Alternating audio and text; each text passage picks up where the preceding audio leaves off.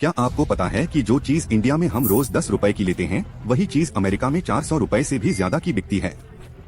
और ये इंडिया की कौन सी 2 रुपए में मिलने वाली कैंडी है जिसे अमेरिकन इतना पसंद करते हैं कि वो इसके 500 रुपए तक पे करने को तैयार हैं। आज की वीडियो बिल्कुल माइंड ब्लोइंग होने वाली है क्योंकि हम जानेंगे उन चीजों के बारे में जो इंडिया में बिल्कुल सस्ती हैं लेकिन बाहर के देशों में बिल्कुल नहीं। तो चलिए वीडियो को स्टार्ट करते हैं। नंबर 1 हजमोला। नंबर 1 पे है इंडिया की most nostalgic digestive candy Hajmola. India में तो ये इतनी कॉमन है कि 1-2 के पैकेट में 3-4 गोलियां मिल जाती हैं। ऑरेंज, ग्रीन और खट्टे मीठे फ्लेवर्स के साथ बचपन में सबने हजमोला को डाइजेस्टिव मेडिसिन समझकर कैजुअली खाया होगा, लेकिन जब ये बाहर जाती है तो इसके प्राइस और पैकेजिंग दोनों ही चेंज हो जाते हैं। अमेरिका में हजमोला छोटे पैकेट्स में नहीं बल्कि 60 से 70 ग्राम की बोतल में मिलती है जो 300 रुपए से 400 रुपए के बीच होती है। प्रीमियम स्टोर्स पर तो ये 500 रुपए तक की भी बिक जाती है। पर सोचने वाली बात यह है कि ये इतनी महंगी होने के बाद भी लोग इसे खरीदते क्यों हैं? क्योंकि अमेरिकन और इंडियंस दोनों हजमोला का खट्टा मीठा टेस्ट बहुत पसंद करते हैं। अमेरिकन्स ने बचपन से सॉर कैंडीज और स्वीट कैंडीज खाई हैं, लेकिन हजमोला का जो यूनिक ब्लेंड है टैंगी और स्वीट का, वो उनके लिए एक नया एक्सपीरियंस है। ऊपर से वो इंडियंस को टारगेट करते हुए इसे एक्सोटिक इंडियन डाइजेस्टिव कैंडी की तरह मार्केट करते हैं। कनाडा में इसका प्राइस यूजुअली 250 रुपए से 350 रुपए तक मिलता है। जापान में भी ये अराउंड 300 रुपए से 400 रुपए के आसपास मिलती है, जहां इसे हेल्दी डाइजेस्टिव सप्लीमेंट माना जाता है।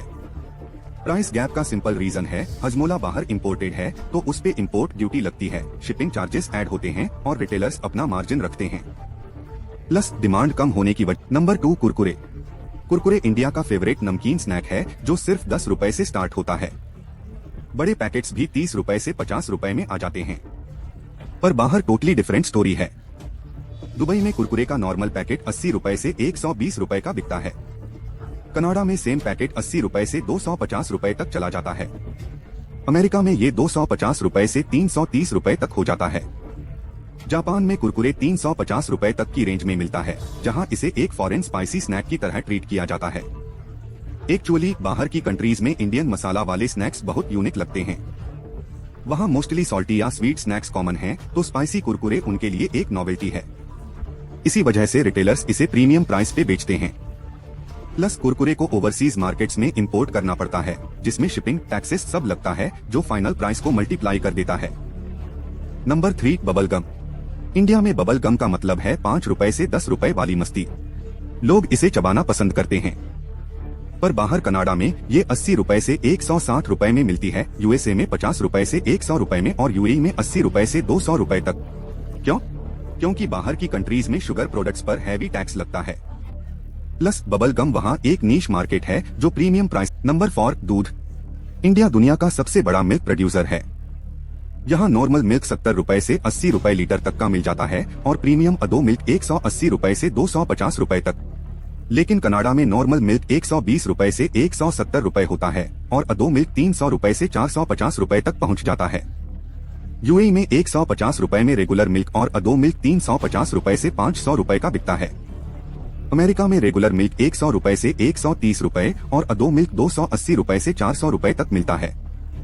इंडिया का एडवांटेज ये है कि यहाँ गाय भैंसों का पालन सस्ता है, लेबर चीप है और ग्रासलैंड्स बहुत हैं। वहीं बाहर स्पेशल 2 ब्रीड्स को मेंटेन करना बहुत महंगा पड़ता है और लेबर कॉस्ट स्काई हाई है। Number 5 pencil. स्कूल की बात करो और पेंसिल याद ही ना आए, ऐसा तो हो नहीं सकता। इंडिया में नटराज और अप्सरा इतनी कॉमन हैं कि हर स्टूडेंट के बैग में मिल जाती हैं।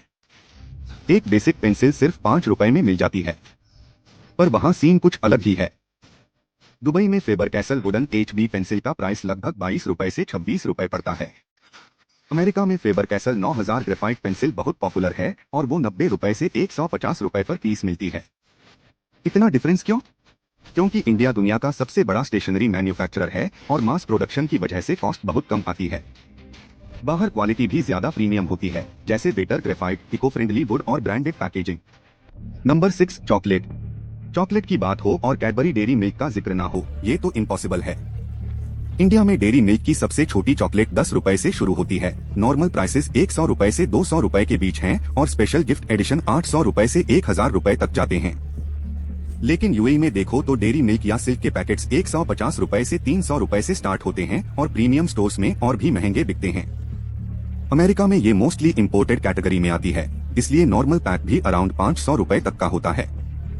जापान में इंपोर्टेड चॉकलेट्स 200 रुपए से 400 रुपए तक की रेंज में मिलती हैं, यूएसए से थोड़ी सस्ती पर इंडिया से काफी महंगी। इस प्राइस गैप के पीछे शुगर टैक्स, इंपोर्ट ड्यूटीज और हाई क्वालिटी स्टैंडर्ड्स हैं। नंबर 7 पार्ले-जी। पार्ले-जी, ये नाम सुनते ही नॉस्टैल्जिया आ जाता है ना। इंडिया का सबसे आइकॉनिक बिस्किट जो हर जगह मिलता है। ये सिर्फ 5 रुपए से स्टार्ट होता है और बड़े पैकेट्स भी 50 रुपए या 100 रुपए में आ जाते हैं। पर जब फॉरेन कंट्रीज की बात हो तो प्राइस लिटरली 10 गुना बढ़ जाता है। अमेरिका में पार्ले-जी का नॉर्मल पैकेट 300 रुपए से 400 रुपए का मिलता है। दुबई में अराउंड 80 रुपए है और कनाडा में 100 रुपए तक पहुंच जाता है। अब सोचने वाली बात यह है कि जितने में इंडिया में एक आदमी पार्ले-जी का पूरा कार्टून पेटी खरीद ले, उतने में बाहर सिर्फ 1 या 2 पैकेट मिलते हैं।